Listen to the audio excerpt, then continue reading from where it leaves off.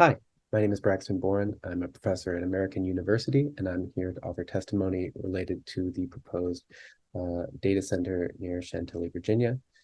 I work in acoustics, hearing, and noise control. I have a PhD from the Music and Audio Research Lab at New York University. I've worked at Princeton University and now at American University in DC.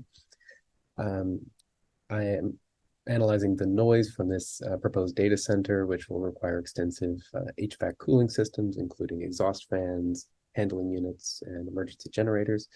The applicant's representative has refused to provide specific frequency data based on the specific equipment they plan to use.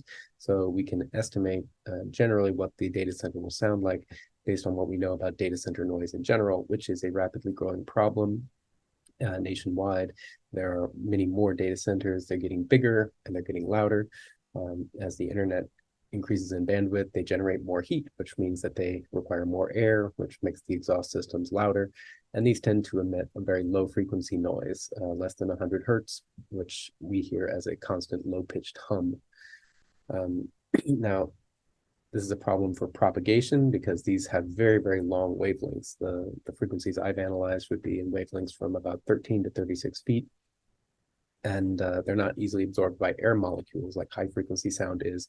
Because of this, they can travel over very, very long distances and still be audible and annoying. They can diffract or bend around obstacles smaller than their wavelength, and there are also refraction issues that allow them to travel even farther under certain circumstances. So as a result, small obstructions like trees don't provide much coverage, and in the wintertime, when the trees shed their leaves, even less so, obviously. Now, low frequency noise itself has a number of problems that it causes for humans that we know of, and I'll just go over the bullet points right here.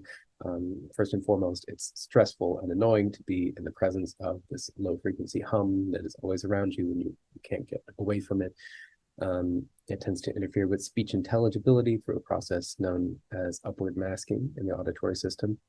It reduces cognitive ability during work or school. So if people are working from home or homeschooling, they can be very distracted by it. It can disrupt sleep and lead to sleep disorders. It increases blood pressure and has other negative cardiovascular outcomes that it will lead to. And it also harms the wildlife ecology surrounding the area, which I know is an issue people are worried about. And in fact, that's shown to kick in from a level as low as 40 dBA, which is quite a bit lower than the noise ordinance allows here. So Ramble's sound mitigation report is analyzing the full spectrum noise and what are called A-weighted decibels. And this means that they're counting certain frequencies more than others. And it estimates the project noise will be below 60 dBA in the residential area, which is what's required by the noise ordinance. First of all, that's a very high limit, as I've said, much higher than even affects wildlife, let alone people. And secondly, dBA is just an inappropriate metric for dealing with low frequency noise. And I'll try to explain this very quickly here.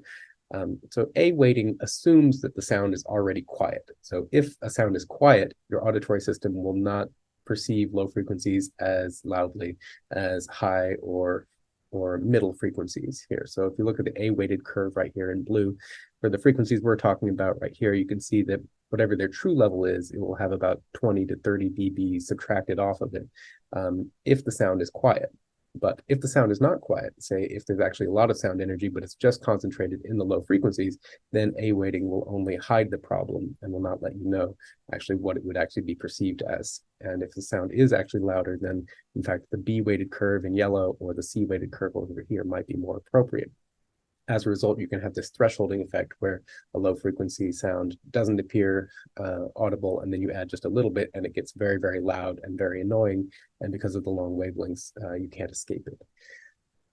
So in brief, my conclusions are that even if the proposed site is below 60 dBA, it could still emit a strong low frequency hum that would harm the quality of life of Pleasant Valley residents in many ways. And I believe the applicant should provide third octave band frequency data simulations of the units and their sound pressure levels in Pleasant Valley to adequately address this risk factor. Thank you for your time.